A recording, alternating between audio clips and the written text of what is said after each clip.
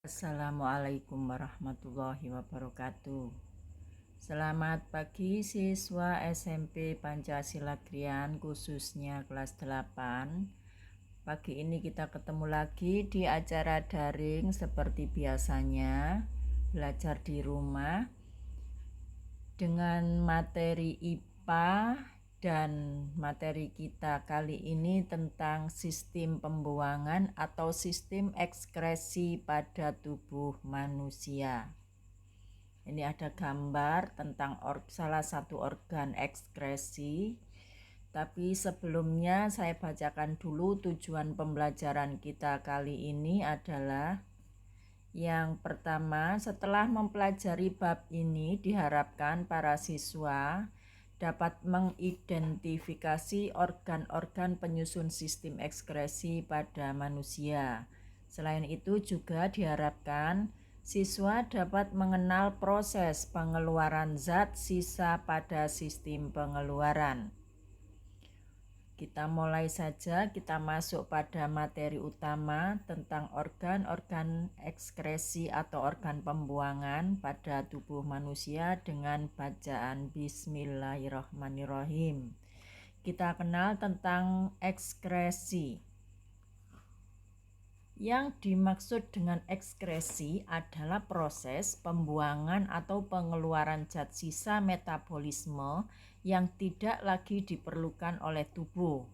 Ekskresi itu sendiri sangat diperlukan oleh tubuh agar zat sisa yang seharusnya dikeluarkan dan dibuang bisa terbuang keluar tubuh dan akhirnya tidak meracuni tubuh manusia itu sendiri. Berikut ada gambar tentang organ-organ ekskresi pada tubuh manusia, bahwa pada tubuh manusia organ ekskresinya itu diantaranya adalah ginjal, ada paru-paru, ada hati, dan kulit. Oke, kita lanjut. Kita kenal satu persatu tentang organ ekskresi. Yang pertama yaitu ginjal. Bahwa ginjal adalah organ ekskresi yang berperan penting dalam tubuh manusia karena membuang sisa metabolisme yang berupa urin. Berikut di dalam zat-zat yang terdapat di dalam urin. Fungsi ginjal itu sendiri adalah menyaring darah yang mengandung zat sisa metabolisme dari sel-sel di seluruh tubuh yang kemudian hasil akhirnya adalah berbentuk urin. Ini adalah gambar struktur ginjal yang mana pada tubuh manusia terdapat 2 buah ginjal kiri dan kanan dengan bagian-bagiannya. Pada proses pembuangan pada ginjal ini melalui 3 fase, yaitu yang pertama filtrasi, yang pertama atau penyaringan.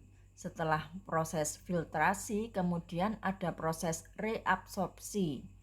Dari proses yang pertama, setelah tersaring darah di glomerulus, kemudian ada zat-zat tertentu yang kembali diserap untuk dikembalikan ke tubuh, yang mana zat tersebut dianggap masih berguna atau bermanfaat sehingga harus dikembalikan lagi. Kemudian baru masuk pada proses yang ketiga yaitu augmentasi. Benar-benar zat yang sisa metabolisme ini harus terbuang dalam bentuk urin.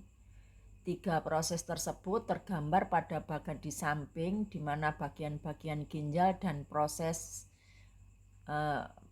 sebelum pembuangan itu terjadi melalui 3 proses itu tadi dapat tergambar di sini. Kemudian organ ekskresi yang kedua adalah kulit. Kulit berfungsi membentuk dan mengeluarkan keringat, fungsi utamanya.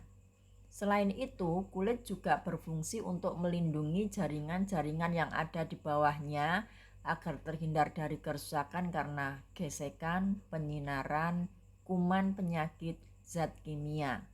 Juga fungsinya adalah mengurangi kehilangan air atau menjaga suhu tubuh dan menerima rangsangan dari luar. Zat sisa dari kulit adalah keringat. Fungsi keringat itu sendiri adalah mengeluarkan zat sisa metabolisme dan menjaga suhu tubuh.